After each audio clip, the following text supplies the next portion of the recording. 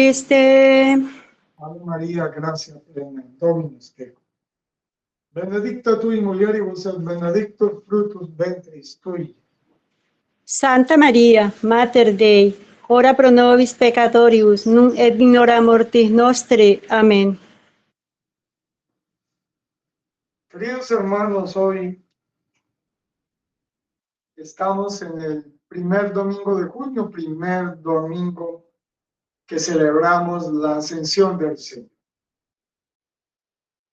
La ascensión del Señor tiene que hacernos pensar primero en lo que ha sucedido antes de la ascensión.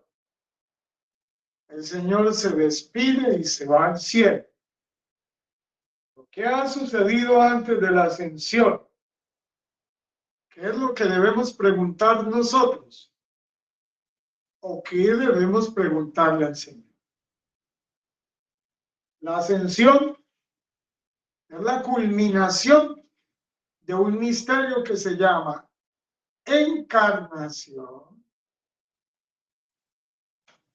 pasión, crucifixión, resurrección y glorificación. Jesús ha decidido tomar carne humana. Jesús ha decidido sufrir en carne humana. Y ha tomado carne humana de una mujer, de una virgen. Se ha hecho uno como nosotros. Con ese cuerpo ha decidido sufrir. Y con ese cuerpo, sí, ha resucitado. Con ese cuerpo ha ascendido a los cielos. Y con ese cuerpo se ha sentado a la diestra de Dios Padre, como lo proclamamos nosotros en el credo. Y esta ascensión, ¿con quién sucedió? Hay que mirar qué sucede en el momento de la crucifixión. En el momento de la crucifixión, Jesús ha sido traicionado y abandonado. Pero hay que mirar dentro de la multitud de las 5,000 personas, sin contar mujeres ni niños, ¿quién estaba con Jesús? Y dentro de la multitud de los que lo habían aclamado como rey, ¿quién estaba con Jesús? Ya no tenemos una multitud de 5,000 personas. Ya nos vamos reduciendo a los 62 apóstoles, perdón, a los 62 discípulos. ¿Y dónde están los 62 discípulos? Que no aparecen en la crucifixión tampoco. Y es más, dentro de los 62 tenemos que irnos reduciendo un poco más y nos encontramos que hay 12 apóstoles y los vemos en la cena, los vemos en la Eucaristía, los vemos en algunos momentos, pero en el momento cumbre se quiebra. Entonces, en el Monte de los Olivos salen corriendo, Pedro sale corriendo, bueno, primero le cortan la oreja a Marco, Juan se va a avisarle a la Virgen María lo que ha pasado, todos se dispersan, cobardes, llenos de miedo, después de que habían asegurado que iban a estar con el Señor por siempre y en toda circunstancia.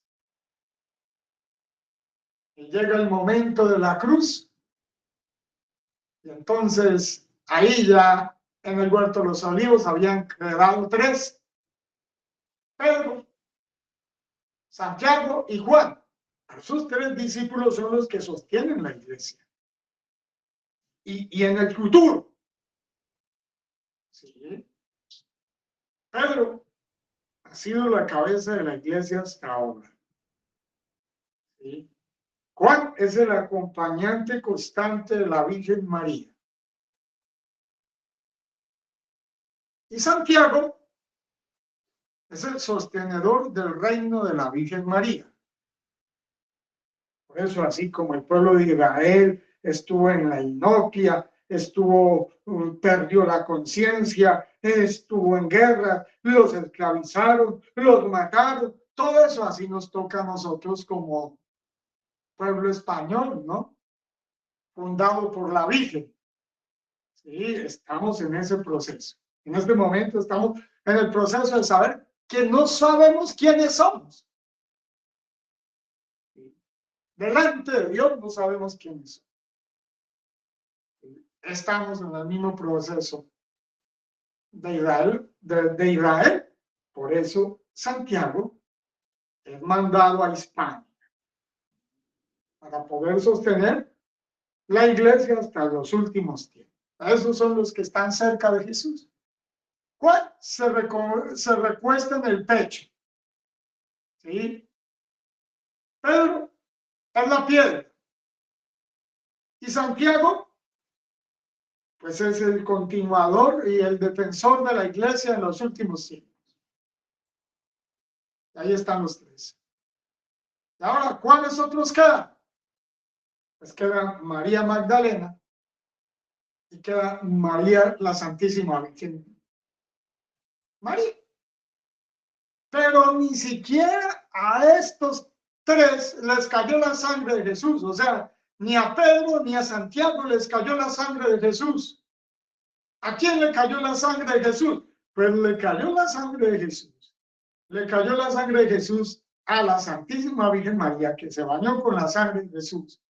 Le cayó al apóstol San Juan, que la Virgen María estaba recostada y acogida por el apóstol San Juan, y le cayó a María Magdalena. Ellos tres fue los que les cayó la sangre de Jesús. Nadie más, ahí María en la cruz, nadie más. Además, no estaba, y el miedo los había vencido. A pesar de que decían que amaban a Jesús, el miedo los había vencido. Por eso el miedo es lo peor que le puede pasar a una sociedad, y una sociedad como la de hoy, que no tiene a Dios. Cuando uno no tiene a Dios, está lleno de miedo. Y eso le pasó a los apóstoles. Por eso la cruz se convierte en un escándalo. Un escándalo. Este hombre que hizo tantos milagros, este hombre que parecía un rey, que lo queríamos coronar de rey, este hombre que caminó por las aguas, que curó multitud de personas, que se les enfrentó con vehemencia y con fuerza a los escribas, fariseos, saduceos y maestros de la ley. Este hombre con tanta autoridad, este hombre con tanta dignidad y tanta presencia, podríamos decir, lo hemos ahora convertido en un gusano y en un harapo humano. Y los apóstoles, acostumbrados a verlo como lo veían, ahora ya no parece hombre. Sí, parece un gusano, como dice Isaías. Están escandalizados. Sí, no lo entienden. No les cabe en la cabeza. Están en shock mental. Están en shock mental. Y el pensamiento de muchos era, pero la cruz es un escándalo, la cruz es una maldición, la cruz es para los peores criminales. La cruz fue una tortura inventada por los persas, que los romanos la tomaron, y era una de las peores maneras de morir. Y nuestro Señor y nuestro Dios está colgado de la cruz. Eso no alcanzan a imaginarse lo que produjo en el corazón y en la mente de los apóstoles el ver el escándalo de la cruz. Por eso San Pablo lo llama el escándalo de la cruz. La cruz fue un escándalo. Eso fue un escándalo. Y así es que Jesús muere en la cruz y resucita. Y ahora sí nos vamos a la resurrección. Como estaban escandalizados, tan terriblemente escandalizados, entonces Jesús tiene que aparecerse. Desde la Pascua hasta ahora. Y vamos desde la Pascua hasta este momento. Vamos con 40 días. Y desde ahí, allá se le aparece a la primera, el pasaje más importante en la Sagrada Escritura, es consenso de liberales y conservadores, pero la iglesia no tiene liberales y conservadores, de todo el mundo es consenso. Sucede, o sea, sucede con María Magdalena. Y ese pasaje sucede cuando María Magdalena va a buscarlo al sepulcro, ¿sí? Y Jesús le dice, ve y dile a mis hermanos. La manda a que dé testimonio de la resurrección. No le me tange, mujer, no me toques, no es tu vida. Lo va a tocar y le dice, no me toques. Es decir, se le aparece a ella en primer lugar, resucitada. Se le aparece a los apóstoles. Estaban reunidos y aparece en medio de ellos las puertas cerradas y dice, paz a vosotros. Se le aparece a los dos discípulos de Maús, que el uno era Lucas y el otro era Cleofás, por la calzada de Maús, es decir, un camino romano de los 120.000 kilómetros de carreteras que tenía el Imperio Romano. Iban esos dos discípulos por la calzada de Maús y él se hace el encontradizo y lo reconocen al partir del pan de la Eucaristía.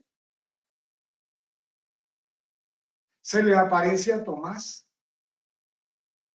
y le dice, Tomás, no seas incrédulo, sino creyente.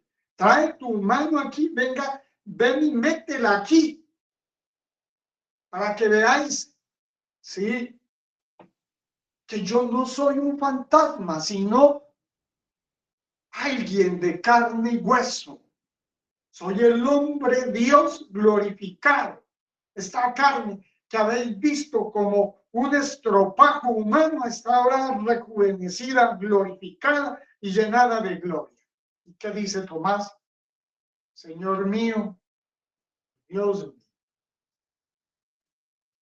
Se le aparece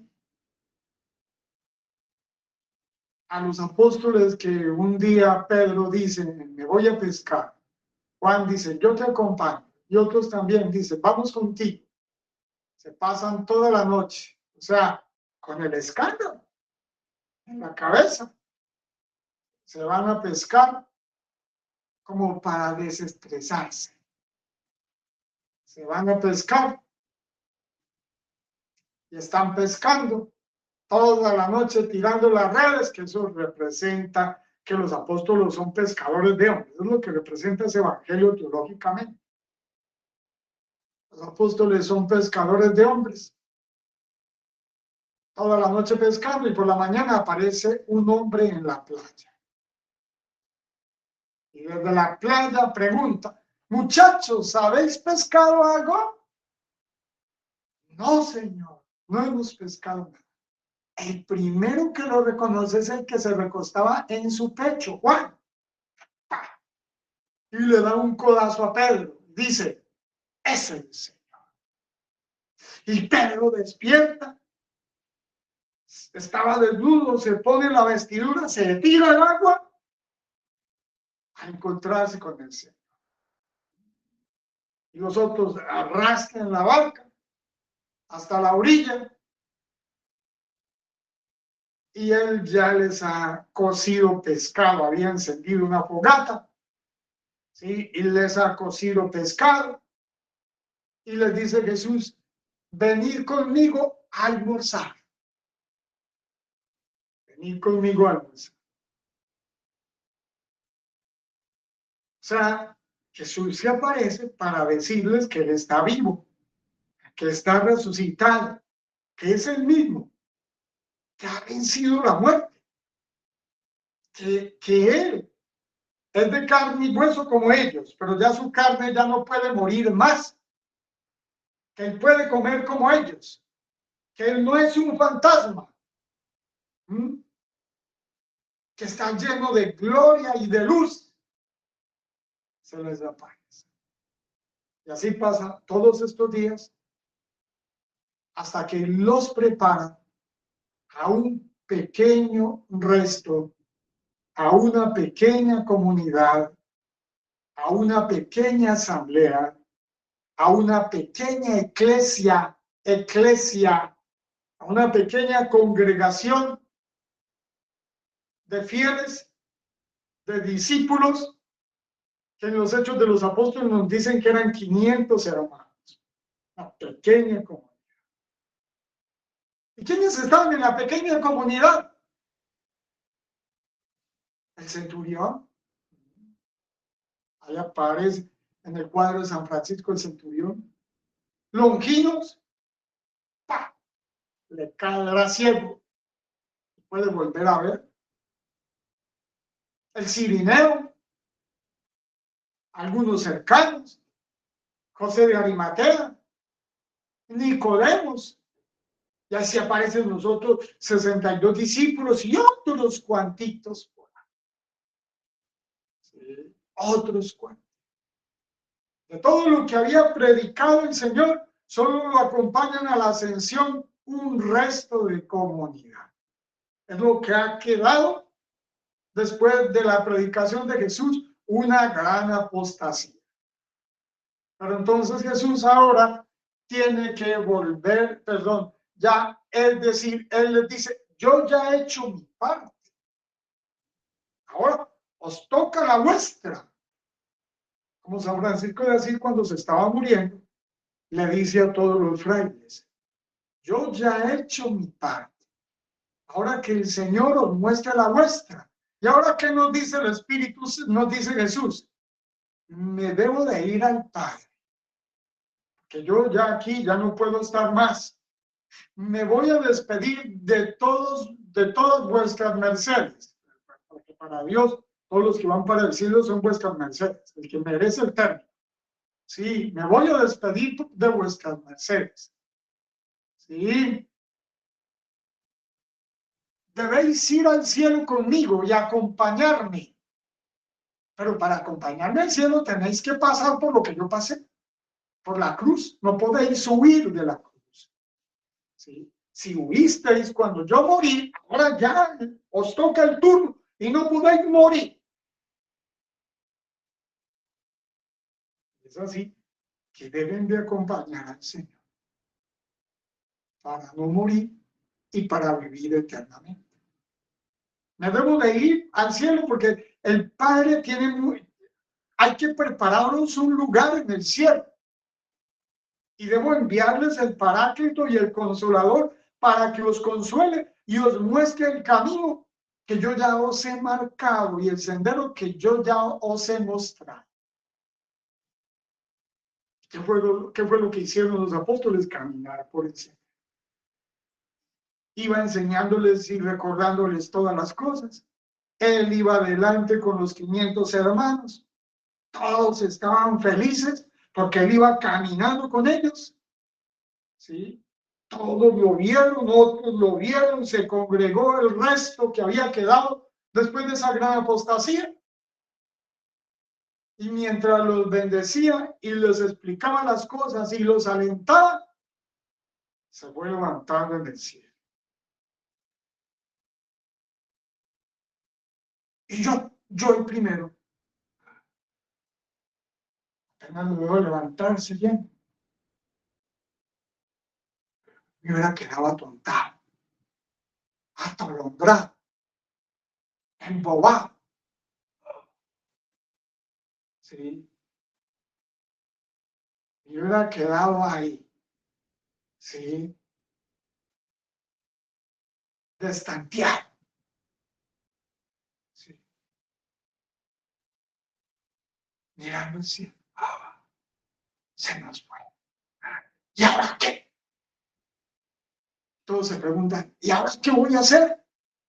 Sí, se nos fue. ¿Qué voy a hacer? No sé qué voy a hacer. Cuando ya desaparece, aparecen dos ángeles ahí. Y dicen, Galileos, ¿qué hacéis mirando al cielo? ¿Qué hacéis mirando al cielo? Ese mismo Jesús que habéis visto que se fue y se perdió en el cielo, ha de venir de nuevo para juzgar a vivos y muertos y poner orden aquí en la tierra. Pero eso sí, la próxima vez que él venga, sí, no va a venir en un pesebre humilde para que lo escupamos. No. La próxima viene como Señor y como Dios. Y ahora viene en una avenida intermedia que nos va a tocar a nosotros, porque es una avenida intermedia. Sí, la iglesia solamente ha definido dos venidas, pero tolera de los santos como San Bernardo la avenida intermedia del Señor. O sea que contamos tres venidas del Señor. Sí, a nosotros nos va a tocar la intermedia. Vendrá para quitar al anticristo del lugar, porque el anticristo lo va a usurpar. Y la Virgen María, por ejemplo, en varias partes, va dando las apariciones, no de Peña Blanca, pero en varias partes dice que el anticristo va a ser arrojado en cuerpo y en carne al infierno, vivo. Lo que dice la Virgen María. Y ahora nos vamos al padre Stefano Gobbi, dice el padre Stefano Gobbi, ¿sí? La Virgen en el padre Stefano Gobbi dice, vendrán 10 años cumbres de la humanidad. Y cuando empezaron los 10 años cumbres, hay una posibilidad. Lo de que hayan empezado en el 2020 con la pandemia, entonces termine todo en el 2030. O que ahora en el 2025 empiecen los 10 años y terminen en el 2035.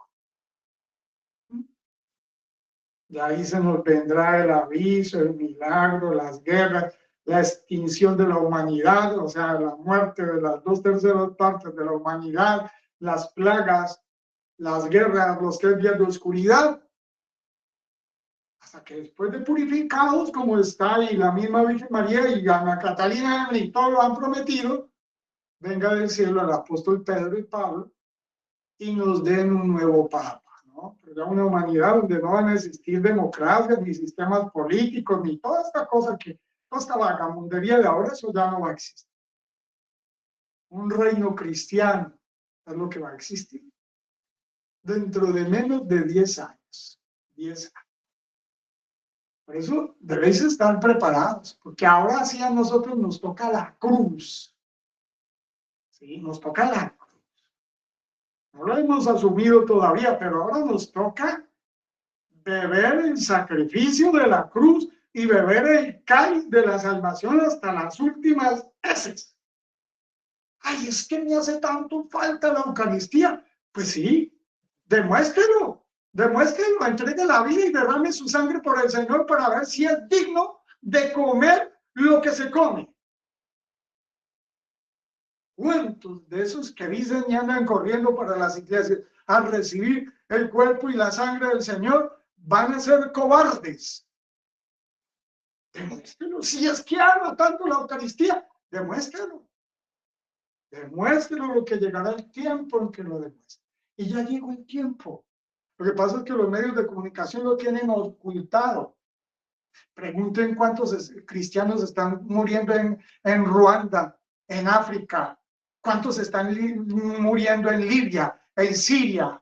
¿Sí? Esa sangre de cristianos está como en el Coliseo Romano, pero no nos damos cuenta. ¿Sí? Y esos van a hacer surgir nuevos santos en la iglesia, porque esa sangre derramada de cristianos es semilla de cristianos, semilla de nuevos católicos santos. O sea, que esos cristianos van a producir una nueva generación de santos. Y lo que está ahora en el Medio Oriente y por todos sus lugares, que la más afectada en estos momentos es Siria, con el complot de Soros, con el complot de Trump, ¿sí? Con el complot de todos ellos, con el complot de la Unión Europea, de los que defienden los derechos humanos, ahí muere, con el complot de la falsa iglesia. ¿Quién dice algo porque son crucificados esos cristianos? Los crucifican, los mochan la cabeza. ¿Sí? Y toda clase de martirios que están en estos momentos muriendo los cristianos. Queremos vivir una religión de banquete, no más. Por eso nos acusan y acusan que la misa de Pablo VI es solamente un banquete. Los hipócritas vacantistas. Mueran, vayan, bébanse el cáliz hasta la última celebra. Y demuéstrenme que si celebran la Eucaristía tridentina, demuestren que ahí está el Señor. O si celebramos la Eucaristía de Pablo VI, demuestren que ahí está el Señor. Bébanse el cáliz hasta las últimas consecuencias. Si bebemos el cáliz, ¿sí? Bebemos la sangre del Señor y comemos su cuerpo, porque vamos a demostrar que estamos preparados para ir con el Señor hasta las últimas consecuencias, ¿sí? Y eso significó 3 personas, ¿sí? María, la madre de Jesús, María Magdalena y el apóstol Juan. Les cayó la sangre del Señor, ¿sí? Y miren, si no han pensado, ninguno de los 3 murió mártires. Ninguno. No murió mártir ni la Virgen María, no murió mártir ni María Magdalena y no murió mártir el apóstol San Juan porque le cayó la sangre del Señor directamente. Nosotros, como habían corrido llenos de miedos, les tocó todos morir mártires para demostrar su firmeza y su templanza. Así que, si queremos participar de esa ascensión, de esa glorificación y de ese cielo que nos espera, es imposible sin la cruz. Y el sacrificio de la Santa Misa, vuelvo a decir, y los papas lo han repetido muchas veces, con las mentiras que enseñan en los medios de comunicación, ese es el sacrificio. Aquí en esta misa hay un sacrificio. Eso nunca ha dejado de decirlo la Iglesia. Mentira, el que dice otra cosa. Mentira, el que acusa al Papa Pablo VI. Mentira, el que acusa al Papa Juan Pablo II. Y mentira, el que acusa al Papa Benedicto XVI. Mentiroso. Sus palabras será juzgado. Gloria a Patria, Figlio ed Spiritus Sancto, sicut erat in principio et nunc et semper et in saecula saeculorum. Amen.